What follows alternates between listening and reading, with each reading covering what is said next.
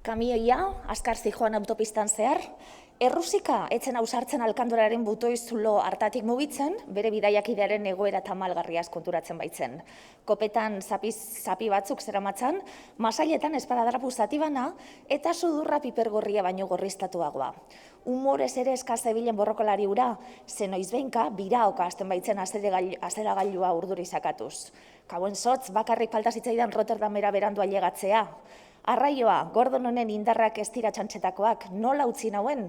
Mila de abru, neuk ere ederki astindu dut, ze de Montre. Eta hurrengoan gehiago berotuko dut, kartetan irabazitako ezpait ordaintzen.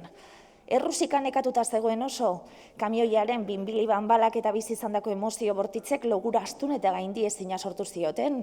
Baina alkondara etzen lolasai egiteko lekurik aproposena. Arriskutsua izan arren, alkandoraren barne aldera jotzea erabaki zuen. Eta bidezka ilun batzuk zeharkatu ondoren, txoferraren azal epel eta bigunera heldu zen, eta saltotxo txikiz jarraitu, mendian zehar gordeleku bila doan mendizale baten antzo. Baita aterpea aurkitu ere, koba txiki, goxo eta babestua. Hemen geratuko naiz, eta suerteak lagun nazala. Begiak ertxistituen errusikak lerreginda zegoen, eta ez zuen inoiz jakingo gaztearen zilborrean zegoenik. Bapatean, kantu baten hotsmea entzun zuen, doinu fin eta malenkoniatxua. Kristaleskoa zirudien ahots auskorrark.